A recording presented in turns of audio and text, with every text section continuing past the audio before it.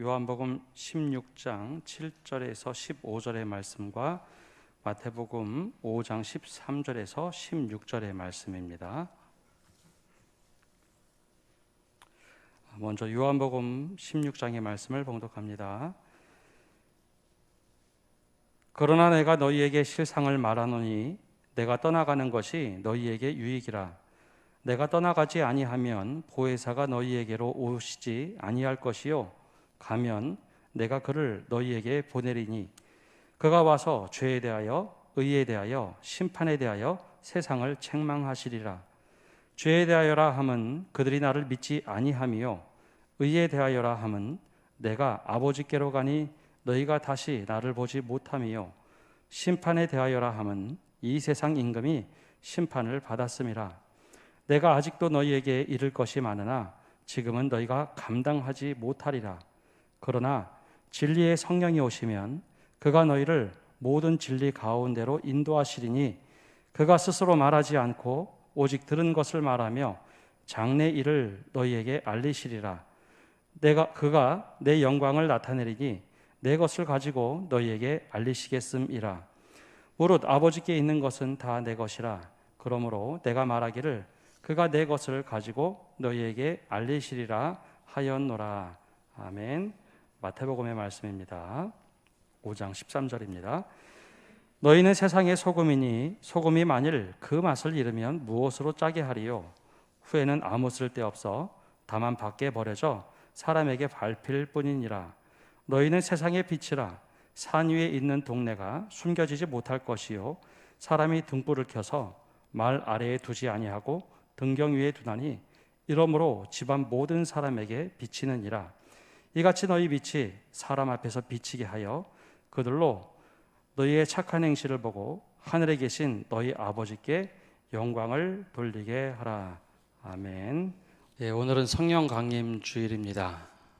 부활절 후 우리 50일간을 보내며 성령님을 기다리고 성령께서 임하시는 날, 바로 예수 그리스도를 믿는 사람들이 모여서 처음 교회가 시작되었습니다. 그런 의미에서 성령 강림 주일은 또 다른 의미로 모든 교회의 생일입니다. 이 성령 강림 주일을 기억하면서 한 가지 떠오른 일화가 있습니다. 교회 한 1, 2년쯤 다녔던 청년 하나가 저한테 물어봤습니다.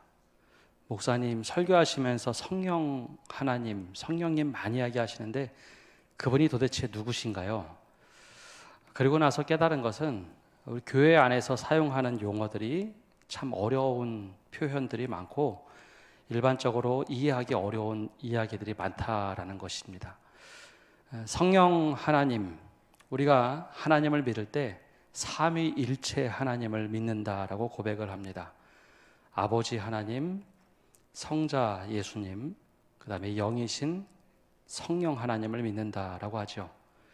이 하나님은 새 위격을 가진 혹은 새 인격을 가진 하나님이십니다.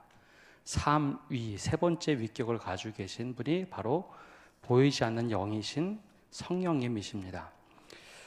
예수님께서는 성자로 이 땅에 오실 때 육신의 모습을 가져오셨습니다. 그 이야기는 시간도 제한을 받고 공간도 제한을 받고 문화에도 제한을 받는 분입니다. 그래서 직접 만나는 사람들에게만 영향을 끼칠 수밖에 없었지만 예수님께서 부활 승천하시기 전 제자들에게 하신 말씀이 있습니다.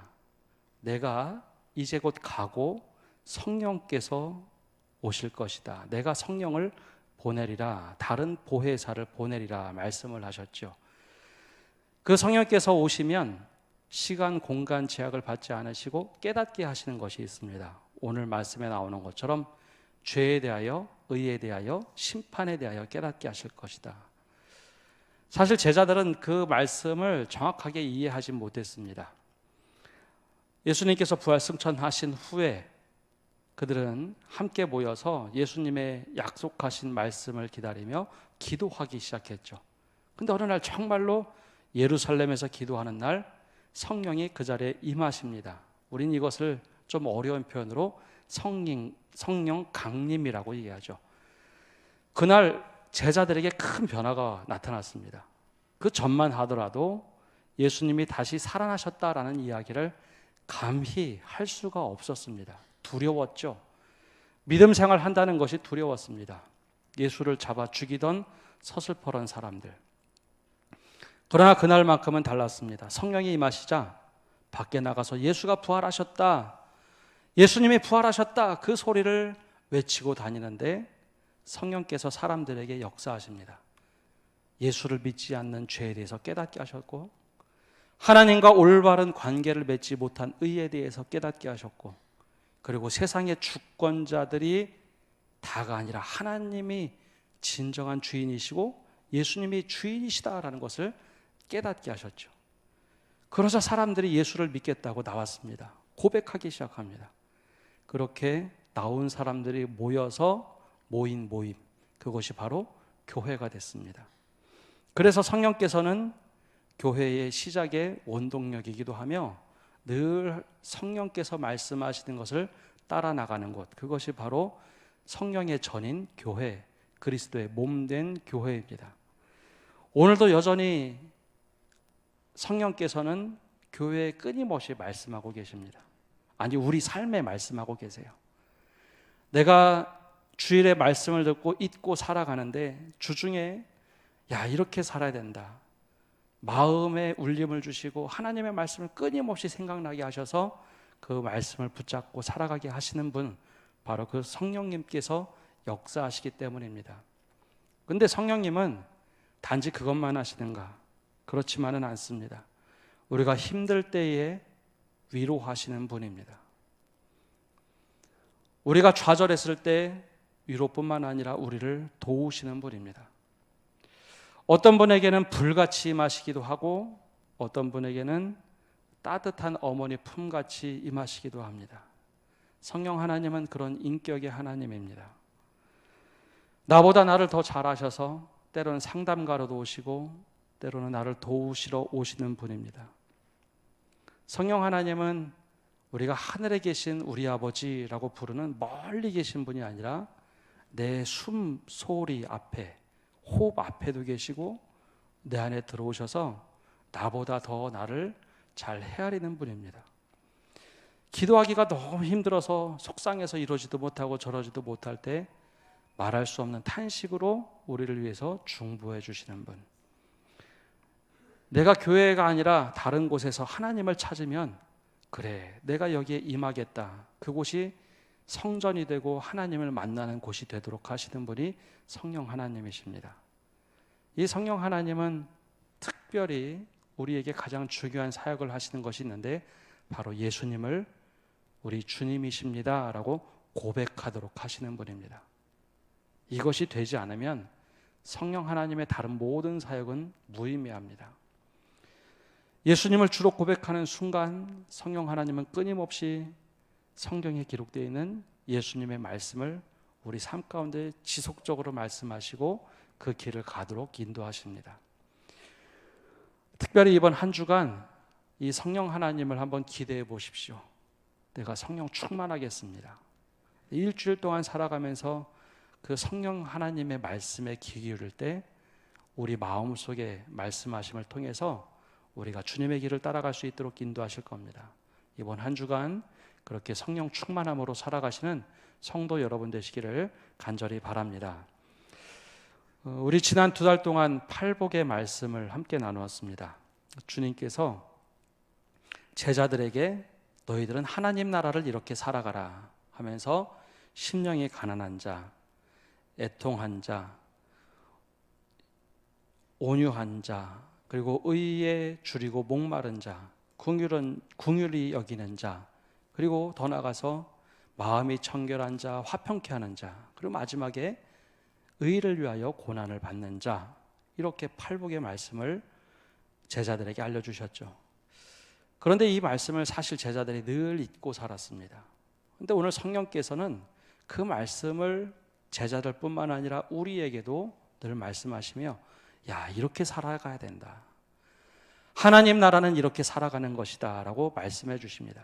그러면 그 구체적인 실천은 어떻게 하는 것일까? 어떤 방법으로 살아가는 것이 바로 이 8가지 복을 누리고 살아가는 것일까? 바로 예수님께서 오늘 말씀을 통해 하나 더 추가해서 이렇게 살아가는 정체성에 대한 말씀을 하십니다. 그것이 바로 우리를 향하여 말씀하신 것, 너희는 세상의 소금이다 라는 겁니다. 한번 따라해 볼까요? 세상의 소금으로 삽시다. 한번 우리 말씀 5장 13절 말씀 함께 읽어보겠습니다. 너희는 세상의 소금이니 소금이 만일 그 맛을 잃으면 무엇으로 짜게 하리요? 후에는 아무 쓸데없어 다만 밖에 버려져 사람에게 밟힐 뿐이니라. 아멘.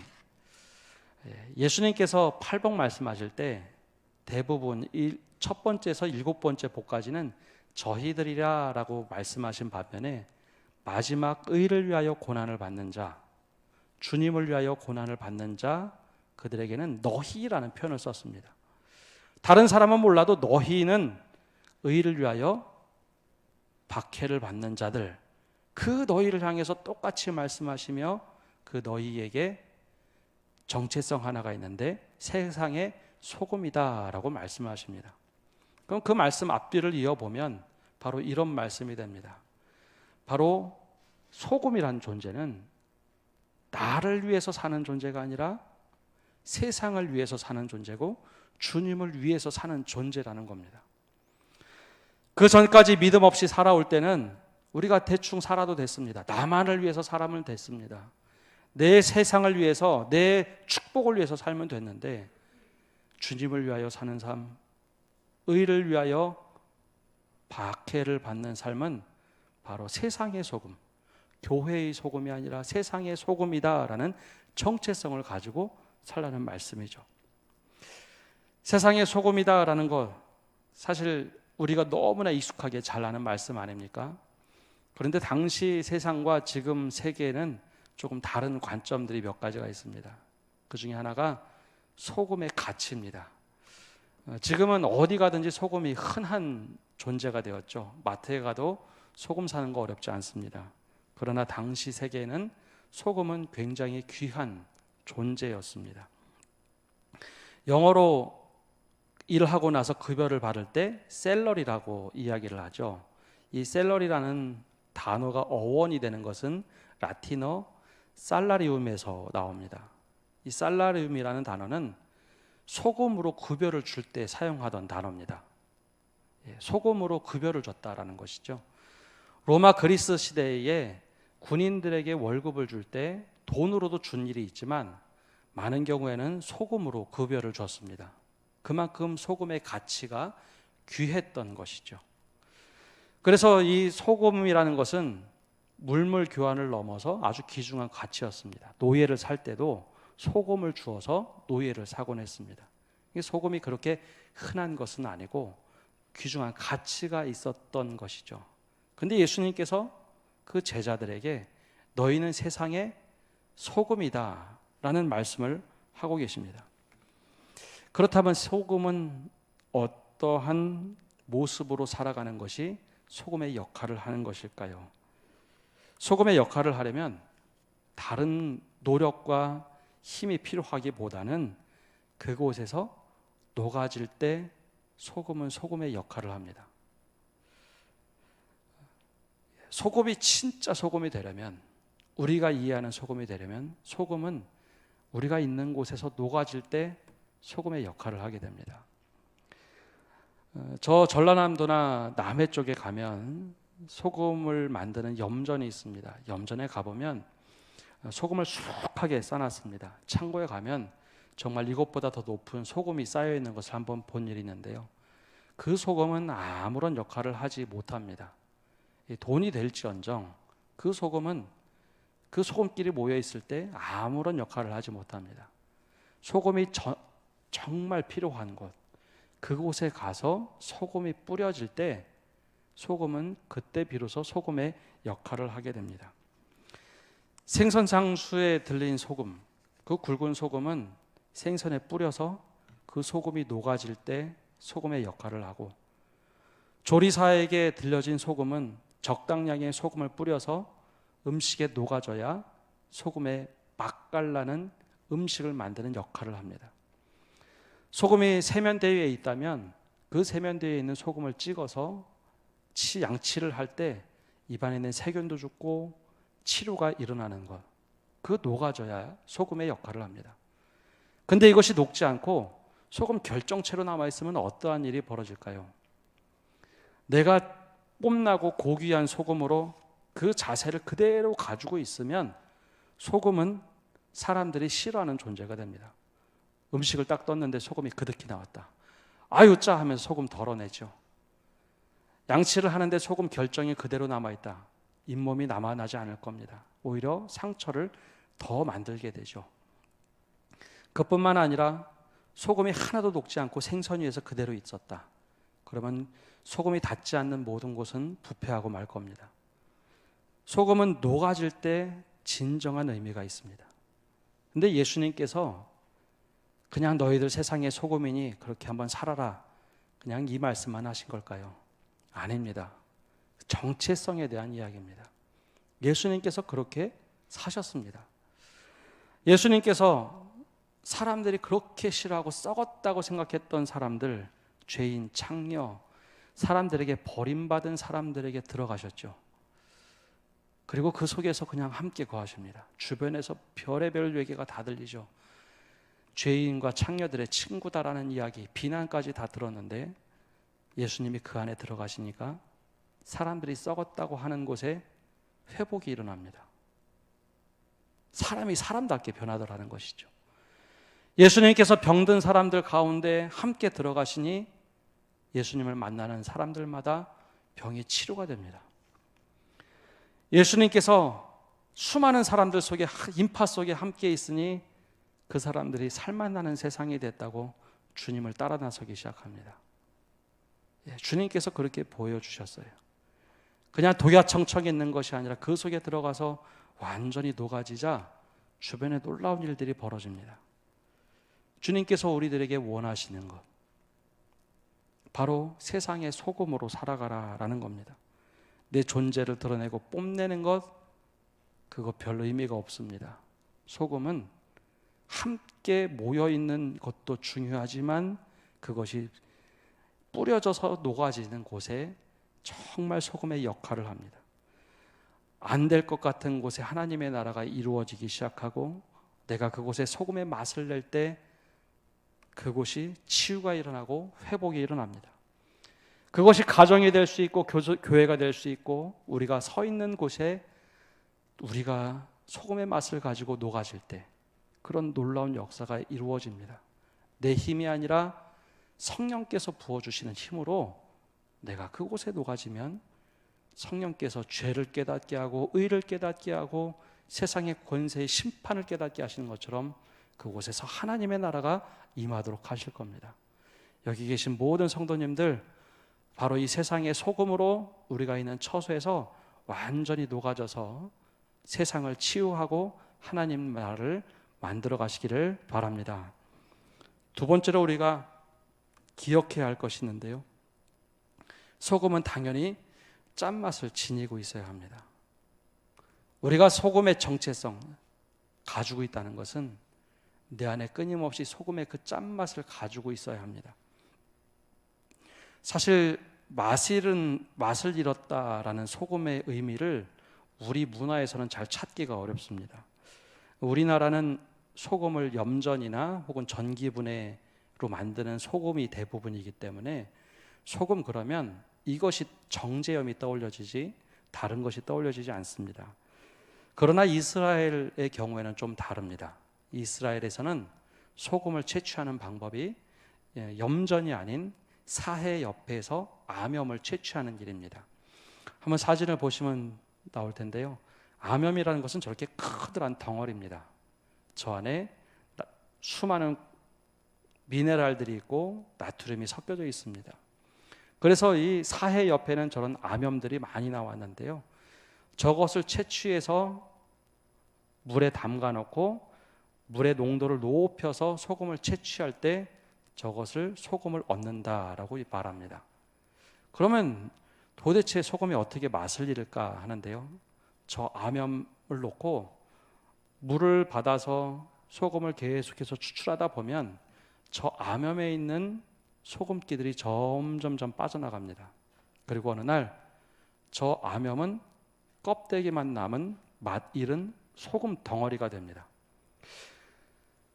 저것은 어디다 거름을 쓸 수도 없고 다른데 어떻게 만들 수도 없는 존재가 되어버릴 때 저것을 보고 맛 잃은 소금이다라고 얘기합니다. 이게 사람만 소금이 필요한 것이 아니라 모든 영역에 소금이 필요한데요. 저는 동물들도 소금이 필요하다는 것을 몰랐습니다. 근데 예전 교회에서 족구장 하나를 만들어 놓고 땅에 물러서 약간 산 중턱에 있는 곳이었는데요. 그곳에 소금을 뿌려놨습니다. 그러자 노루 몇 마리가 그 안에 들어와서 소금을 핥아먹는 것을 보게 됐습니다. 이게 동물들도 소금이 필요해서 이렇게 먹는구나. 그때 처음 알았습니다.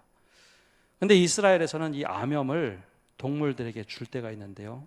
너무 뜨거운 날씨다 보니 동물조차 소금이 필요하니 이 암염을 큰 덩어리를 갖다 줍니다.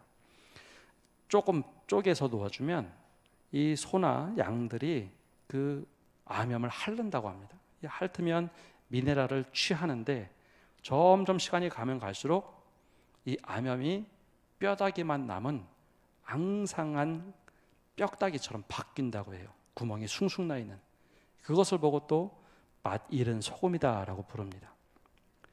예수님께서 왜 이 말씀을 하셨을까요?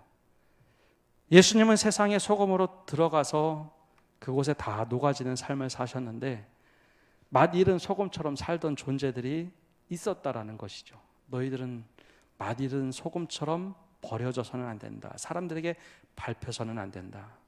그 가운데 몇 부류가 신앙이 아닌 종교만 남아버린 사람들이었습니다. 물론 바리새인들이 다 잘못된 것은 아니지만 마음속에 은혜도 사라지고 말씀도 사라지고 그리고 모든 것이 사라지고 겉 형태만 남아버린 사람들, 그 사람들을 보고 사실 맛 잃은 소금이다라고 말씀하신 겁니다.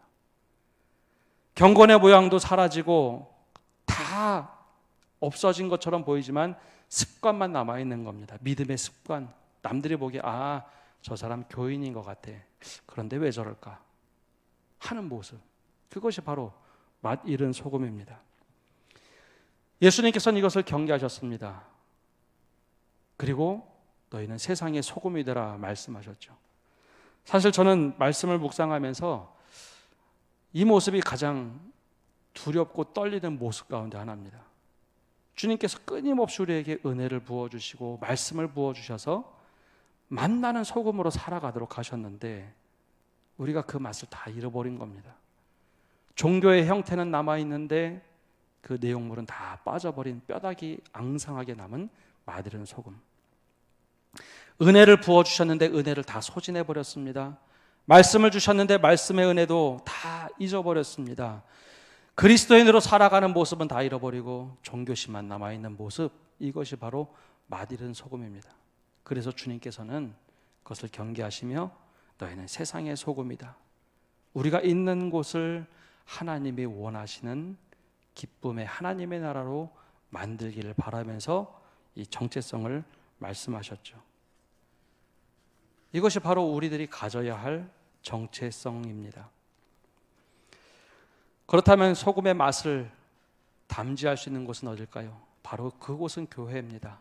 예배를 통해서, 말씀을 통해서, 기도를 통해서 끊임없이 내가 소금의 기운을 가지고 있고 그 내가 있는 곳에서 그 소금의 맛을 다 녹여내서 함께 어우러질 때 교회뿐만 아니라 하나님이 원하시는 모든 곳에서 하나님의 나라가 이루어지도록 하는 것, 이것이 바로 맛나는 소금, 세상을 썩지 않도록 하는 것, 살맛 나는 세상을 만드는 것, 치유함을 만드는 것, 그것이 바로 우리들의 정체성입니다. 칼럼에 썼던 이야기를 조금 더 풀어서 말씀을 드립니다. 제가 말씀을 준비하면서 제가 처음 전임 사역했던 교회 목사님이 떠올려졌습니다. 이미 4년 전에 돌아가신 박영철 목사님은 원래 군인 출신이었습니다. 은퇴를 앞두셨기 때문에 저희에게 늘 목회 이야기 혹은 이렇게 살아야 된다라는 이야기를 자주 해주셨죠. 군인 시절 70년대 미국으로 유학을 가셨습니다. 당시 미디어 공부를 하고 아마 당시 군사 정부의 요청에 따라서 최첨단 학문을 공부했던 것으로 알고 있습니다. 근데 그 당시 미국 교회를 한참 돌아보게 됐다고 말씀하셨죠. 그리고 한국에 돌아와서 얼마 지나지 않아 군복을 벗고 목회의 길을 들어섰습니다. 그러면서 신학 공부하면서 그분이 만들게 된 그리고 세우게 된 목회 철학이 지역사회와 함께하는 교회였습니다. 그래서 교회 큰 간판 밑에는 지역사회와 함께하는 교회라는 작은 팻말을 붙여놓았죠. 그래서 그랬는지 교회가 지역을 위해서 참 많은 일들을 감당했습니다. 남들은 다 교육관이라고 이름 붙여서 지을 때 교육사회관이라 이름 붙이고, 굉장히 가난한 동네에 결혼은 했지만 결혼식을 못한 가정은 불러서 결혼식을 해주었습니다. 마을에 아이들이 많은데 교육받을 곳이 없자 그럼 우리 유치원을 하자 해서 유치원을 열었고, 또 마을에 아파트가 들어서면서 맞벌이 부부가 많아지니 어린이집이 필요하겠구나 리서치를 하고 어린이집을 구해서 위탁 교육을 했습니다. 또 마을에 어려운 사람들이 있는지 없는지 늘 돌아보곤 했죠. 그런데 사실 그 교회는 그렇게 외부로 무엇인가 세상의 소금으로 할 만한 교회는 아니었습니다. 이 두 교회가 담장을 하나 사이로 붙어 있었는데요. 1950년대 기독교 장로교와 우리 예수교 장로회가 크게 갈라진 적이 있습니다. 아마 우리 교회도 그 기억을 하시는 분들이 계실 겁니다. 기장과 예장이 갈라질 때 그 교회도 같이 갈라졌습니다. 교회를 새로 건축하는 과정에서 갈라졌기 때문에 기장에 있던 교회는 원래 있던 건물을 사용했고, 새로 건축하던 이 건물은 우리 교단 쪽이 사용하게 됐습니다. 그래서 동네에서 보면 담 하나의 사이로 두고 큰 교회들이 두 개가 덩그러니 있으니 늘 사람들이 의아하게 생각을 했죠. 처음에 저도 교회에 부임할 때 두 개가 한 교회인 줄 알았는데 두 교회라서 깜짝 놀랐습니다. 둘이 계속해서 갈등이 있었는데 이 박영철 목사님이 부임하시면서 야, 지역사회를 섬겨야 될 교회가 이러면 되겠나, 저 두 교회를 화해를 시키는 작업을 했습니다. 물론 아랫교회와 함께 대화를 나눴죠. 연합당회도 만들고 연합재직회도 만들었습니다. 그리고 두 교회가 화해하려면 성도들이 함께 교류해야 하니 오후 예배만큼은 두 달에 한 번씩은 함께 예배를 드리자. 한 달은 위쪽에서 한 달은 아래쪽에서 연합 예배를 드렸습니다. 청년부도 합쳤고 고등부를 합치면서 야, 너희는 이제 세상의 소금으로 살아라. 세렴이라는 단어를 붙여서 세렴부라고 부르자. 그래서 고등부의 애칭이 세렴회였습니다. 이렇게 한참 작업을 했던 교회. 그러자 교회 주변에 소문이 났습니다. 관공서에서도, 아니 교회도 지역사회 필요를 늘 돌봤고, 관공서도 무슨 일이 있으면 교회 먼저 와서 교회가 할 수 있다면 1순위는 교회에서 하십시오, 우리가 지원하겠습니다 하는 이야기뿐만 아니라 마을에서도 좋은 소문이 났습니다. 그래서 목사님과 함께 길을 걸어가면 먼저 찾아와서 인사하는 분들이 많았고, 주민센터 가면 직원들이 먼저 일어나서 목사님 뭐 도와드릴까요? 하는 이야기가 대부분이었습니다. 그리고 제일 재미있었던 것은 부동산 일하시는 분들이었죠. 당시 이사 동네에 오는 분들이 있으면 교회 다니실 겁니까? 그럼 저 교회 가세요. 저는 교회 안 다녀도 저 교회 많은 일을 하고 있으니 저 교회 가십시오 하는 이야기를 많이 들었습니다. 물론 그렇다고 이 모든 것이 아름답게만 이루어지는 것은 아닙니다. 엄청나게 갈등도 있었고 어려운 일도 많았죠. 그러나 마을 속에 고스란히 녹아지는 모습이 제게는 굉장히 인상 깊었던 모습이었습니다. 이것이 단지 교회뿐만 아니라 우리의 삶도 그래야 합니다. 내가 있는 처소에서 소금으로 그대로 남아있는 것이 아니라 녹아져서 하나님 나라를 만들어가는 것. 주님께서 우리에게 소금이라, 세상의 소금, 너희는 세상의 소금이라고 정체성을 말씀해 주셨을 때 성령께서 끊임없이 우리의 삶 속에 생각나게 하실 겁니다. 아, 세상의 소금으로 녹아져 살아라. 녹아져 살아라. 그곳을 치유하고 회복시키고 하나님의 나라를 만들어가는 삶, 우리 주님께서 우리에게 부탁하시고 성령께서 말씀하시는 삶입니다. 우리가 이 삶을 살아갈 때 우리가 있는 처소가 모두 거룩하게 변하고 하나님의 나라가 임하는 놀라운 축복의 길을 간절히 소망합니다. 우리 시간 함께 찬양하며 나가기를 원하는데요, 우리 심령에 하나님 은혜 부어 주옵소서. 우리 고백을 가지고 함께 찬양하겠습니다.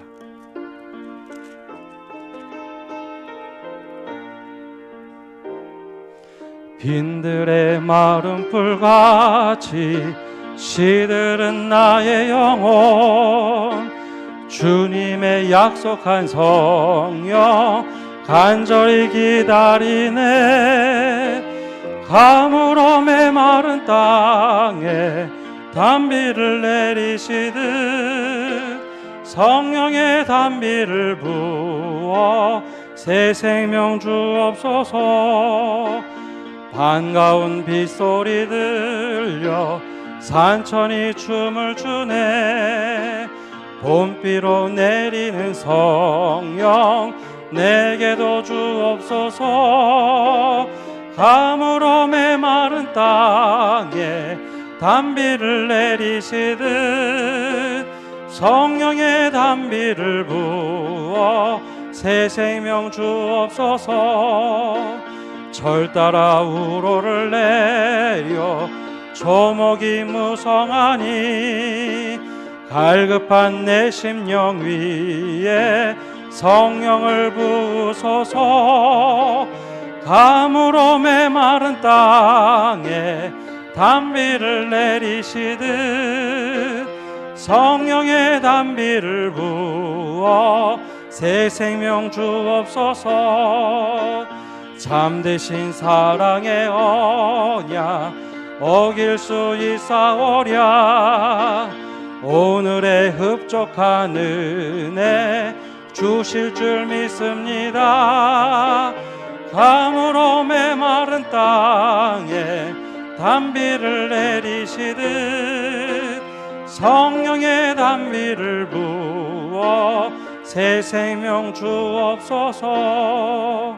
우리 시간 합심해서 기도하며 나가기를 원하는데요, 주님께서 우리에게 세상의 소금으로 살라고 말씀을 하십니다.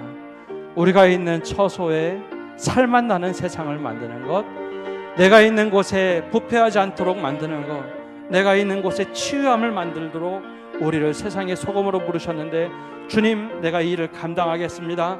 내가 잊어버린다 할지라도 성령님 이곳에 오셔서 내 삶에 오셔서 기억나게 해주시고 우리 삶을 인도해 달라고 우리 간절한 마음으로 중보하며 기도하겠습니다. 하나님 아버지, 이 시간 기도하며 나갑니다. 성령께서 우리에게 오셔서 주님께서 허락하셨던 말씀, 주님께서 부탁하셨던 말씀 다 기억나게 하여 주옵소서. 세상에 너무 힘든 일이 많아서 찌들고 힘든 상황에 하나님 말씀을 잃어버리며 살아가는 것이 아니라 주님께서 말씀하셨던 것 새록새록 기억하며 살아가게 하여 주옵소서. 특별히 소금으로 살아가게 하여 주옵소서. 하나님, 세상이 다 어렵다고 말합니다. 세상이 다 썩었다고 얘기합니다. 정작 우리가 소금으로 살아가지 못해서 이루어지는 어두움들이 있음을 고백합니다. 내가 있는 곳에 하나님 무한전이 녹아져서 그 땅에 취함이 있도록 하나님 은혜를 내려 주시옵소서. 내가 있는 곳이 살만한 세상이라고 나를 바라보고 사람들이 말할 수 있는 은혜를 허락하여 주시옵소서. 하나님, 내가 있는 곳에 하나님 아버지 정말 살만나는 세상, 부패가 사라지고 하나님 모든 것이 이루어지는 하나님의 나라가 됐다고 하나님 주변의 사람들로부터 말 듣게 하여 주옵소서. 잃어버린 소금이 되어서 밟히지 않도록 하나님 은혜 내려 주시옵소서.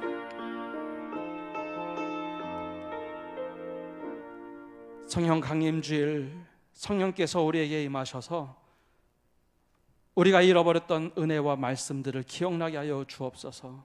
죄에 대하여 깨닫고 의에 대하여 깨닫고 세상 권력이 심판받았음을 깨닫고 살아가게 하여 주시옵소서. 특별히 하나님, 이번 한 주간 살아갈 때 우리가 세상의 소금이라는 정체성을 기억하도록 마음에 속삭여 주시고 귀에 말씀하여 주시고 우리의 삶을 인도하여 주옵소서.